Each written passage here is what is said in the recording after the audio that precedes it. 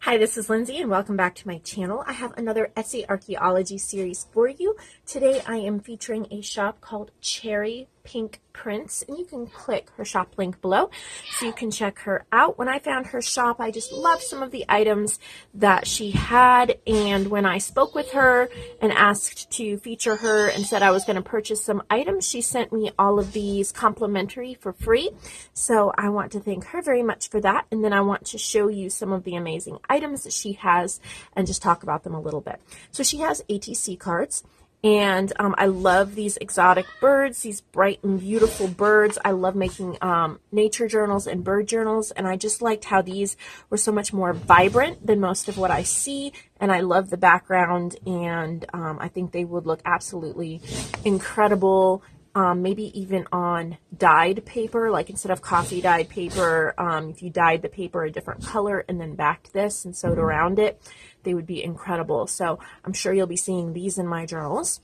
And I liked how she had green ATC cards. And if you've been watching my Etsy archaeology series, I tend to be on the lookout for blues and greens because I have a lot of pinks and stuff like that, but now I have so many blues and greens, I don't know what color I'm going to look out for next. But I absolutely love how there's a little mini green postcard and frame. You have polka dots and diamonds and big stripes and little stripes and checkers.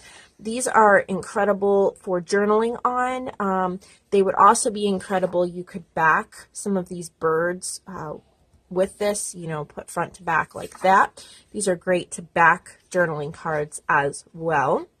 And this one I love because these ATC cards, because they're frames. So it's easy to journal in. And that's definitely things that I look for.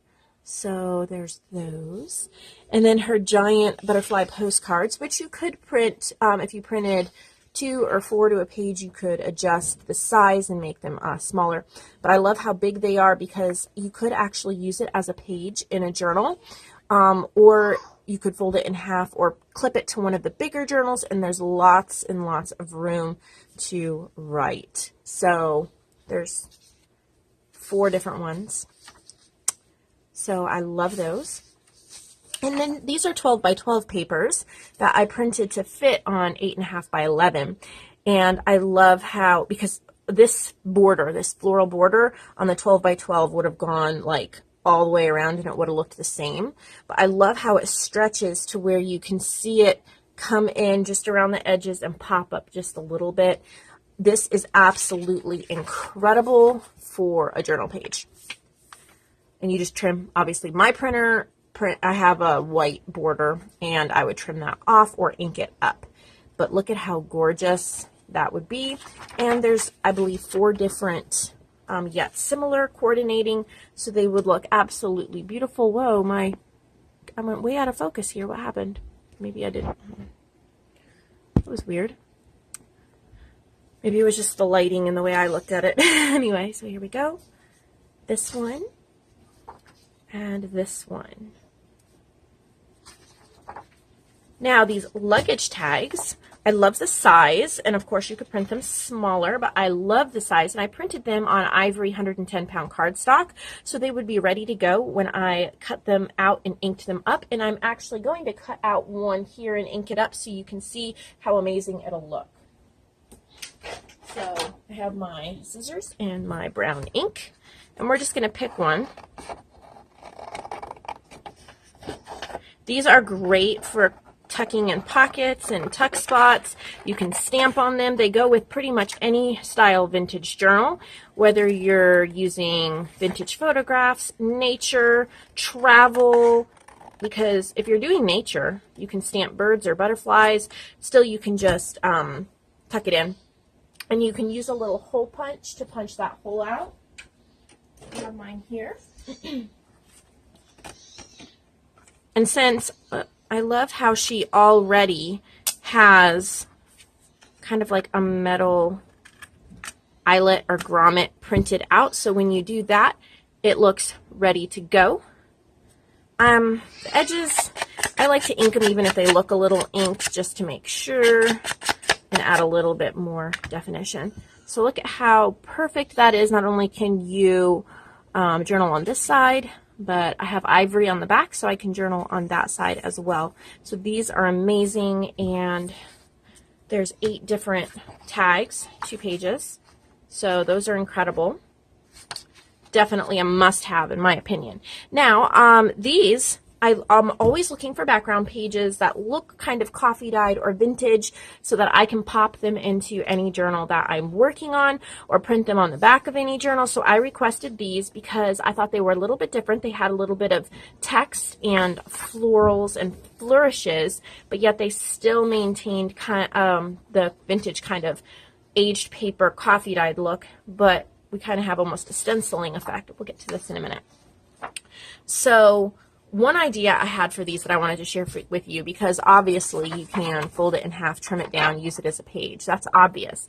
But this is what I thought when I saw it.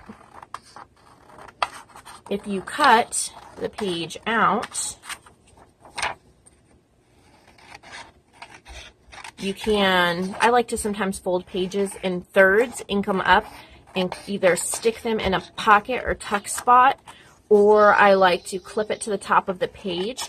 It just adds extra journaling space, and especially if you're using like a kit or scrapbook paper that is really busy to where you could really only put a photo on it or you couldn't really write on it, it's nice to add extra pages you can journal on. So I was thinking I would also, boy, I love all my thoughts when they come last minute. This is what I was planning on showing you, and I got another thought, so I'll show you that in a minute. So what I do is I fold it in thirds, and I ink even along the folds. My boys are playing right next to me, so, well, next room over. I ink the folds too, and then I kind of just open it up, ink the top, ink all the sides.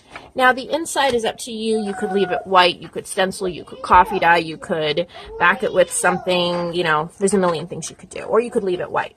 So when you open it up, you have the great inked folded lines, but there's lots and lots of room for journaling. So what I thought of when I was doing that, and I'll cut this one out to show you, is turning it into a little bit of a folded envelope.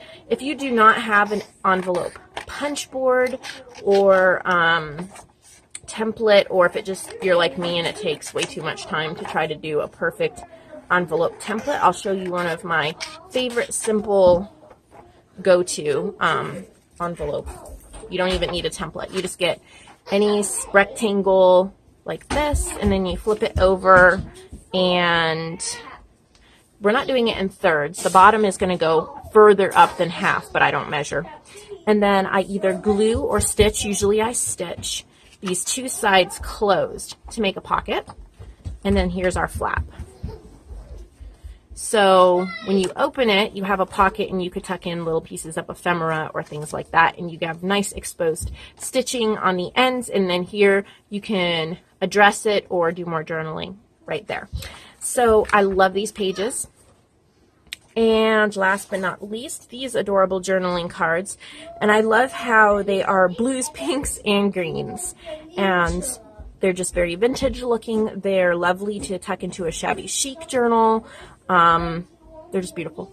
So I wanted to share these with you. Please check out her shop. She has many more than this. She has amazing designs. They all printed out, superb quality. I love how they came out. I can't wait to use them actually in my journals. So check her out, and I'll talk to you next time.